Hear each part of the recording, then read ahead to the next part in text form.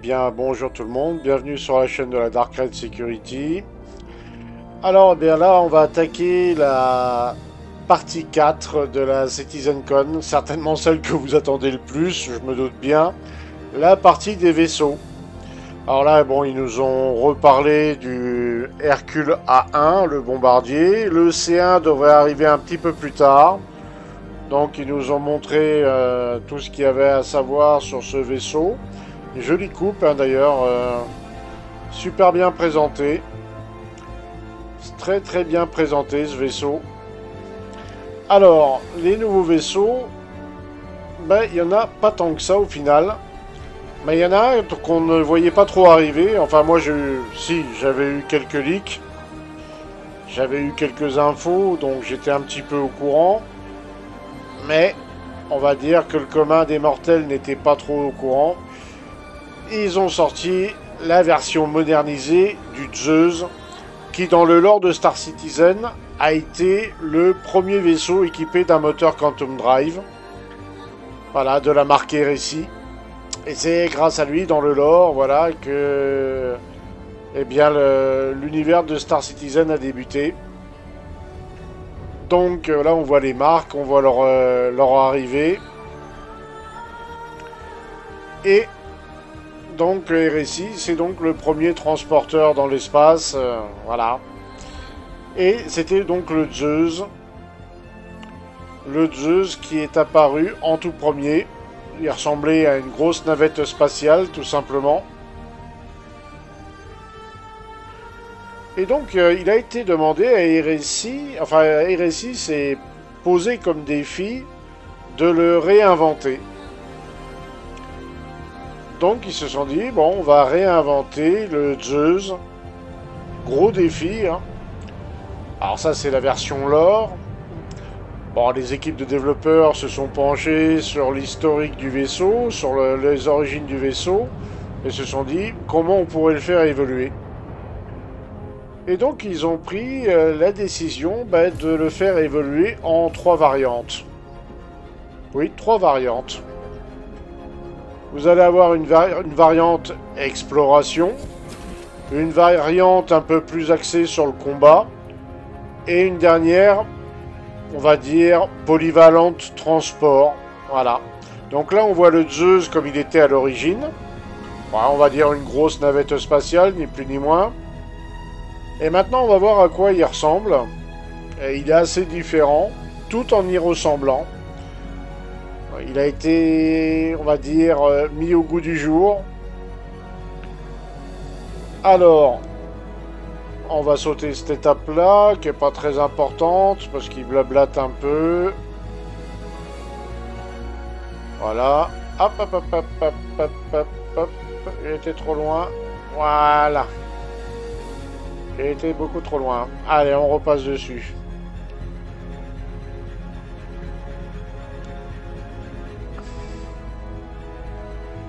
Voilà. Bon, on va être obligé de se taper ça. C'est vrai qu'ils ont beaucoup blablaté dans les CitizenCon. Là, ça blablate pendant des heures pour montrer ce que les gens attendent. Ça, il y avait un peu de, comment dire, de remplissage hein, dans cette CitizenCon. Des trucs simples, ça leur prend 3 heures à les expliquer ou à les montrer. Faut pas être pressé en fait. Bah, ils ont loué la salle pour une journée, donc autant l'optimiser la salle à ce prix-là. Hein. Je sais pas combien ça vaut de louer une salle, voire 2 ou 3 dans un centre de convention américain. Alors voilà les Zeus, voilà les 3 variantes. Voilà les 3 variantes. Alors, on voit que les 3 sont armés, mais pas forcément avec le même armement. Quoique à l'avant, ça a l'air d'être la même chose. En tout cas, ça change quand même pas mal. Ça change quand même pas mal de l'ancien Zeus qu'on a vu juste avant. Et là, ils vont nous montrer un peu plus les détails. Voilà, on s'autocongratule, on se fait des gousi-gousi. Voilà, c'est bien. Mais si on passait à l'essentiel. Les vaisseaux. Alors. Leur photo en temps fou se présenter là. Voilà, les vaisseaux. Donc là, on a l'ES. C'est, on va dire, la version exploration, le blanc. La version bleue, c'est la version cargo. Et la version, on va dire, anthracite, c'est la version plus pour la baston. Alors, le bleu s'appelle le CL. Et le couleur anthracite, on va dire, c'est le MR. Ça change un peu des versions des Aurora, parce que le MR, c'est plutôt la version polyvalente. Et le CL, plutôt cargo. Donc là, il montre un peu les... Voilà, la version essentielle, ES. La version MR, marque, voilà. Avec un Quantum, Dampener et un MP. Et l'essentiel, il est équipé d'un radar pour faire des découvertes. Voilà, il est suffisamment armé. Et le CL, le Clipper, eh ben, avec du cargo supplémentaire pour faire beaucoup plus de transport, on va dire. Donc voilà, vous avez les trois versions. Apparemment, il y aurait une version ST, compétition, qui n'aurait pas été annoncée. Il y a une version du Zeus en version ST compétition. Quand on voit la taille du vaisseau, faire de la compétition avec ça, à moins qu'ils inaugurent des courses de vaisseaux médium. Bah oui, il y a des courses de vaisseaux légers, et comme dans la vraie vie, il y a des courses de voitures, mais il y a aussi des courses de camions. Et ben, le Zeus serait peut-être le premier vaisseau de course de camions dans Star Citizen, plus ou moins. À voir. En tout cas, là, ben, on voit donc le Zeus MK2 ES, version Explo. On voit l'intérieur, on voit que la soute n'est pas rikiki, on peut quand même rentrer un véhicule dedans. La zone de vie, les chambres. Il doit y avoir une zone scanner, certainement. On voit qu'on peut aussi mettre 3 combinaisons. Donc il y aurait de la place pour 3 personnes, une petite zone de vie. Plutôt sympa, hein. Une échelle pour descendre du vaisseau. Il y a une petite échelle qu'on voit là entre le sas d'amarrage et les chambres. Il y a une petite échelle qui descend. Plutôt bien vu. Un peu comme le Freelancer d'ailleurs. C'est plutôt sympa. Là on a la version MR. Donc la version ne tape qu'un coup. Avec une tourelle dessus. D'ailleurs, j'ai l'impression que c'est des Omnisky, les armes d'origine du MR. Canon laser. Il a une belle forme. Hein. Il ressemble... il est inspiré du Galaxy. Hein. On sent l'inspiration Galaxy dedans. Il a la soute à peu près de la même taille. Un petit peu plus petite quand même. Toujours pour 3 personnes. La zone de vie est pareille. À part la soute qui est plus petite, il y a une armurerie, quand même conséquente. Et il y a une autre pièce, je ne sais pas ce que c'est, là, celle qui est en bas. À voir. Et on voit qu'on peut y mettre des sarcophages pour la capture de prisonniers. Plutôt intéressant.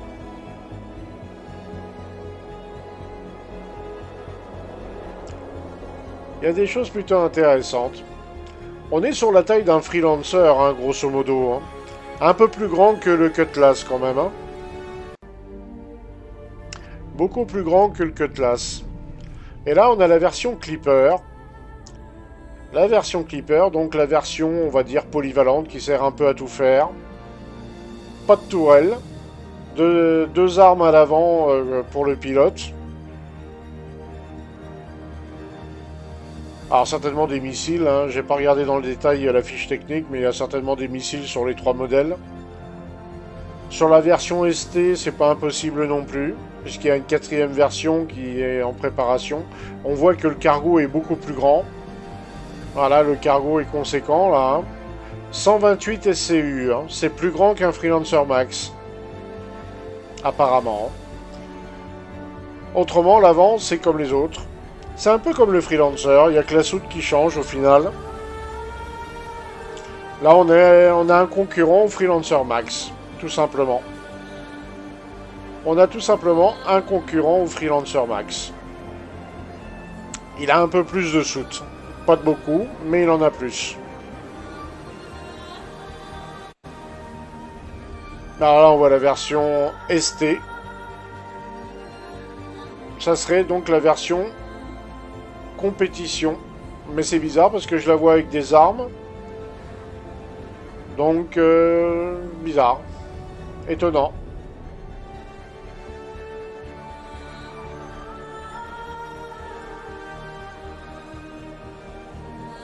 À voir ce que ça va donner plus tard. Alors pour la 4e version, on est sûr de rien. Hein. C'est juste une info qui est passée comme ça. Donc on préfère quand même garder une certaine méfiance. Parce que normalement, il ne doit y avoir que 3 versions. Et la bonne nouvelle, c'est qu'il est déjà en white box. Donc white box, c'est qu'ils ont déjà commencé à travailler sur les formes du vaisseau. Donc là, on le voit, on va dire, en prototype... en polystyrène, on va dire. Ils vont nous faire visiter un peu l'intérieur. On va se rendre compte de la place qu'il y a dedans. Alors l'avant, hein, ça ressemble beaucoup au Karak, au RSI Mantis. Voilà, c'était le cockpit, la forme du cockpit à l'avant. Ben, ça parle tout de suite. Hein. On sait quel genre de vaisseau on a. Et donc White Box, il aura donc après la phase de Grey Box et ensuite le Polish. Là, ça doit être la version ES, il n'y a pas de tourelle au-dessus. Là, on voit le cargo. Ouais, c'est la version ES, ça. Grand cargo. Là, on voit une pièce annexe, on ne sait pas trop ce que c'est. Ah, c'est les chambres. Pour 3 personnes. Avec les toilettes au fond, sûrement. Là, ça doit être la zone de vie. Voilà, on peut manger. Voilà. Les petites tables pour manger. Tout ce qu'il faut. La popote. Ouais. Ensuite, qu'est-ce qu'on a? Ah ben, la zone des compartiments, où on peut mettre des différentes choses. Le sas d'amarrage et le poste de pilotage pour 3 personnes. Voilà. Inutile de vous dire que celui-là, je sens qu'il va bien se vendre. Je sais pas pourquoi, mais celui-là, je sens qu'il va très bien se vendre. Une impression comme ça. Donc voilà, le défi qui était lancé à RSI, de réinventer le Zeus, eh ben ils l'ont fait. Et d'une assez belle manière, je dois dire. Il me ferait presque envie ce vaisseau. Alors ensuite, alors les prix par contre sont moins beaux. Hein. Il y a, je crois avoir entendu du 230, 240 $. C'est pas donné. Mais le vaisseau est beau, faut reconnaître. Pardon. Alors ensuite, on va passer à un autre type de vaisseau. Le cutter. Bah, vous allez me dire, oui, mais on l'a déjà vu, ça fait longtemps qu'il est in game. Et oui, mais il n'a jamais été pensé pour être en une seule version. Voilà, vous avez le cutter de base. Mais il y avait d'autres versions qui étaient imaginées par CIG. À savoir que d'ailleurs, c'est le vaisseau qui se vend le mieux dans le verse. Le Drake Cutter, c'est le plus vendu dans le verse. Apparemment, d'après ce qu'ils disent. Bah, c'est vrai qu'il a une trogne qui est pas dégueulasse. Hein, d'extérieur, il est plutôt sympa. Puis l'aménagement intérieur est sympa aussi. Donc ça, c'est voilà, la base. Et ils en avaient prévu donc 2 autres versions. Et oui. Et donc ils vont nous montrer les deux prochaines versions. Donc là on attaque le Scout. Alors le Scout c'est, on va dire, un cutter de scanning. Il est équipé d'un gros dôme de scan sur le toit. Et il a la possibilité de faire des scans de courte portée comme des scans de longue portée. L'ennui, c'est qu'avec les scans de longue portée, il se fait repérer quasi immédiatement. Alors qu'avec les petits scans, les petits pings, eh ben, il arrive à savoir à connaître ce qui l'entoure et se faire discret. On va dire que c'est un petit espion. C'est un petit espion.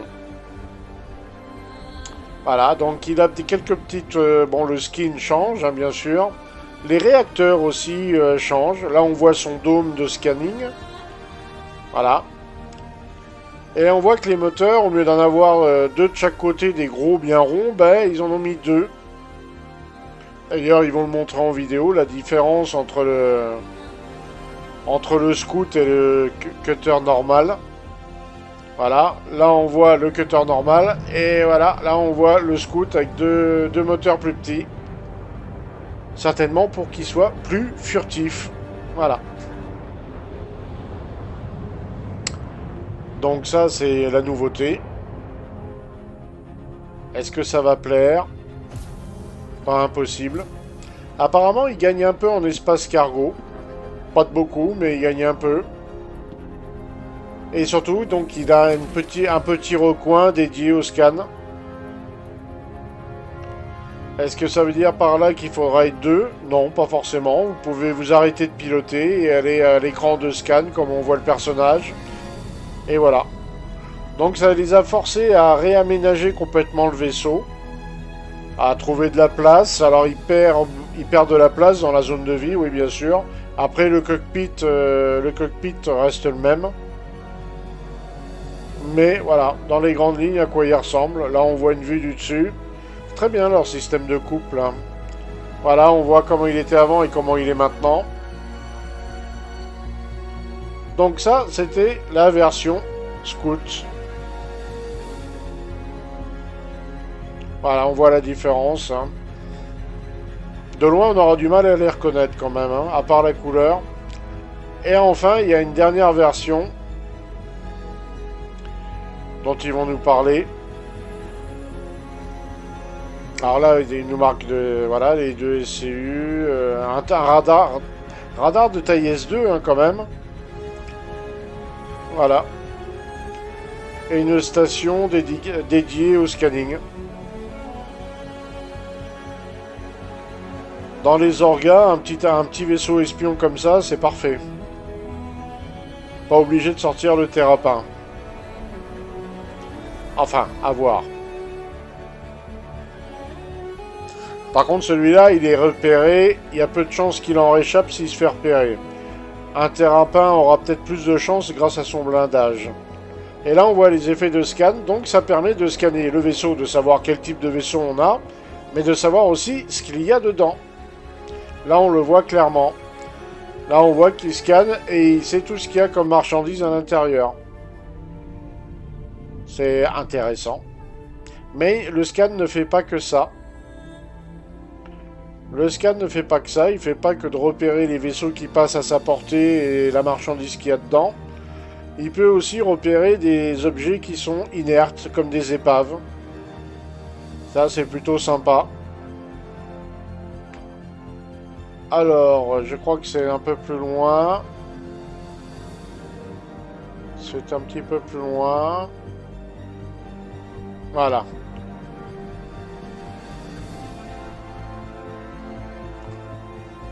Il nous montre un peu ce qu'il est capable de faire au niveau scan, on va dire passif. Voilà. Vous voyez, on voit une épave de javelin. Ben, il est capable de la repérer pour diriger une équipe de vultures. Je vais leur dire, ben les gars, j'ai repéré une bonne épave qui va rapporter beaucoup de thunes là. Vous êtes deux. Bon, on peut même appeler un reclaimeur, je pense là, hein, en renfort. Voilà, il a trouvé le javelin. Donc il est multi-usage ce petit cutter dans certains domaines. Et il est disponible dans la live. Il est achetable. Flyable, non. Ça veut dire on peut voler avec maintenant. Alors ensuite, On attaque un autre... Ah oui, il y a aussi des casquettes dédiées, mais ça c'était pour les gars de la CitizenCon, donc on s'en fout un peu. Et oui, ceux qui étaient présents avaient droit à ça. Là, il montre l'arbre des vaisseaux. Donc, release, c'est ceux qui ont été faits. Ceux qui n'ont pas été faits, ouais, on voit qu'il en reste encore un bon paquet. Et les nouveautés de 2023, ils sont là. Donc en fait, on peut dire que tout ça reste à faire. Et on n'est pas à l'abri qu'il y ait des petits carrés qui se rajoutent sur la dernière ligne. C'est pas délirant de penser ça. Alors... Ils parlent de Turbulente, ils ont un nouveau, ils ont acheté, enfin ils ont mis une équipe pour travailler. Ils parlent du malheureux Banu Merchantman que beaucoup attendent, et ils expliquent qu'en fait ça va être compliqué de le faire parce qu'ils ont perdu le développeur et même plusieurs développeurs qui devaient travailler dessus. Donc il est momentanément à l'arrêt pour un temps indéterminé. Mais on suppose que ça sera un temps très long, malheureusement, parce qu'ils ont décidé de sortir des vaisseaux d'une marque. C'est-à-dire que quand ils ont fini un vaisseau, ils finissent le vaisseau plus grand ou plus petit de la même marque, parce qu'ils ont déjà les assets, donc ça va plus vite à créer. Donc avant, ils sortaient un peu toutes les marques mélangées. Maintenant, ils sortent une marque et ils se concentrent sur la marque. Cela veut-il dire que l'Orion de chez RSI serait dans les tuyaux? On n'en sait rien, mais c'est pas impossible. Là, on voit l'intérieur du Banu. On voit qu'ils avaient quand même plutôt pas mal progressé sur l'intérieur du vaisseau. Et on voit aussi qu'il reste pas mal de boulot à faire. Pas mal de boulot, même. Enfin, voilà. Il nous faut une petite visite. Bon, on avait déjà eu un avant-goût il y a quelques temps. Mais là, bon, bah, ils remettent un petit coup de pinceau pour remonter la hype. Hein. Faut dépoussiérer un peu les meubles, comme on dit. Donc là, oui, ça sera un beau vaisseau une fois fini. Hein. Ça sera un magnifique vaisseau une fois fini. Mais malheureusement, pour l'instant, il ne l'est pas. Malheureusement, pour l'instant, il ne l'est pas. Alors ensuite, on va attaquer un autre type. Voilà, on dit adieu. Là, il nous explique justement ce que je viens de vous dire. Et là, on attaque un... Là, il nous montre les chasseurs Vandoul, la nouvelle texture des chasseurs Vandoul. Et il nous parle aussi d'un nouveau concept. Avant, il demandait notre choix, il nous demandait de choisir entre ce type de vaisseau. Maintenant, ils vont changer un peu leur fusil d'épaule. Comment ils ont expliqué ça, là, cette fois-ci? Ils vont attaquer... je crois que c'est un peu plus loin, d'ailleurs, qu'ils l'expliquent.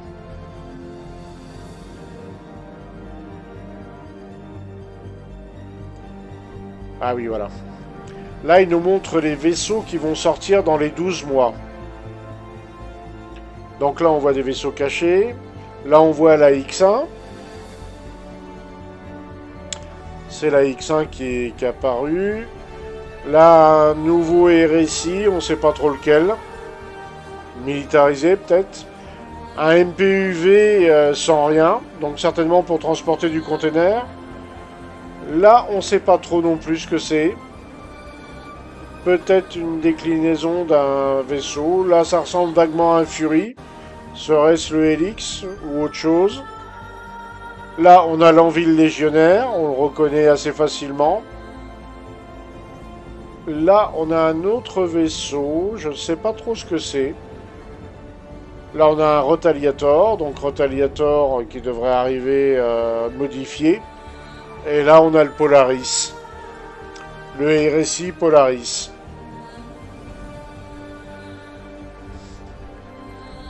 Donc voilà, les vaisseaux qui sont annoncés pour les 12 mois. Mais ils ont bien gardé de nous dire ce qu'étaient deux de ces vaisseaux. Il y en a un qui a l'air assez gros quand même, qui ressemble au Polaris un peu de par sa ligne. À moins que ça soit le RSI Zeus qu'on ait vu. C'est pas impossible.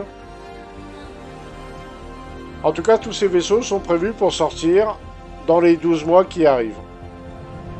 Alors, ils nous montrent le RSI Polaris. D'ailleurs, ils vont nous en montrer un bon moment. Ce qui est plutôt sympa, d'ailleurs. Il est dans une phase assez évoluée. Hein. Il est dans le Progress Tracker.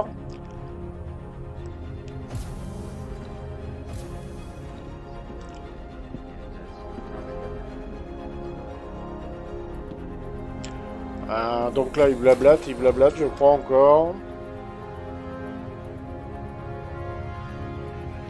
Ah oui. Donc en fait, voilà, ils vont sortir le Polaris. Et donc ils vont appliquer la technique de, comme on aura les assets du Polaris, on va pouvoir sortir par la suite le Galaxy. Ça ira plus vite pour le sortir. Et le RSI Perseus, pareil. Donc voilà, ils vont faire toute la gamme de la marque.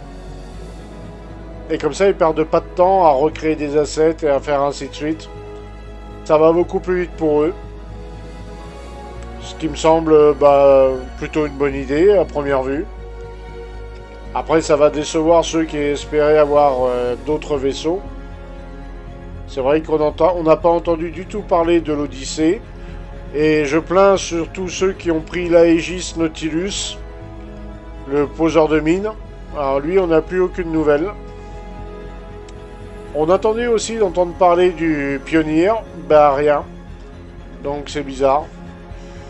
Donc là, on voit le RSI Polaris, donc dans sa version plus ou moins Greybox. On voit que ça a bien avancé. Et ils nous font visiter un petit peu l'intérieur.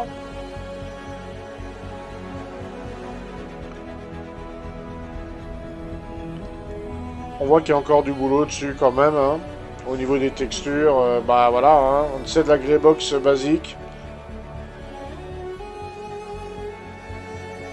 Le hangar où on peut poser un Gladius par exemple. Ou voire plus gros. Et ça vous allez le découvrir tout à l'heure. La salle des machines certainement. Un hangar. Ah, des torpilles. Elles sont pas petites celles-là. Hein. Elles sont vraiment pas petites les torpilles. Là on arrive sur autre chose. Des postes, voilà. Et voilà le RSI Polaris en vadrouille. Du côté de Pyro j'ai l'impression, hein, vu les nuages dans l'espace là.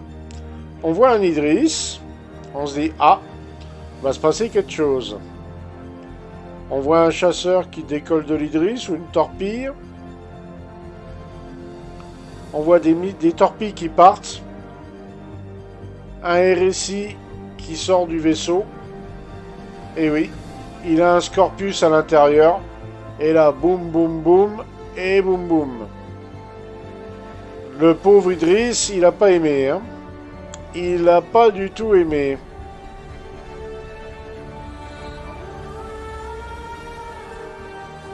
Ah oui, en effet, il n'a pas aimé. 4 torpilles pour un Idris. Hein. Ça a été vite fait.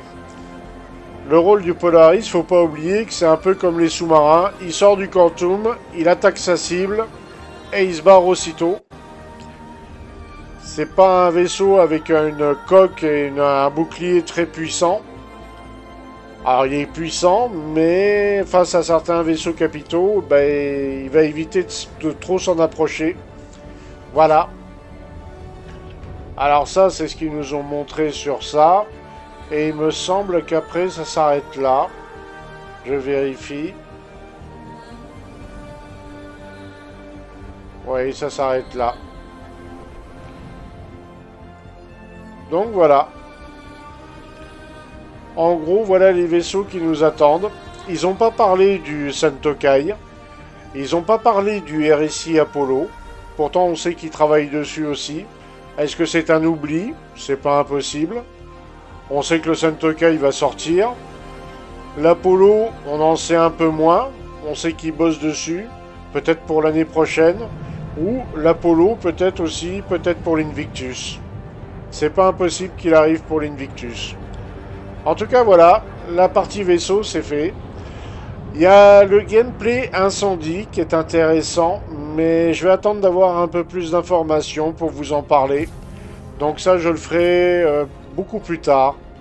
Mais là, vous avez donc la quatrième et dernière partie intéressante de la première journée de la CitizenCon. Voilà.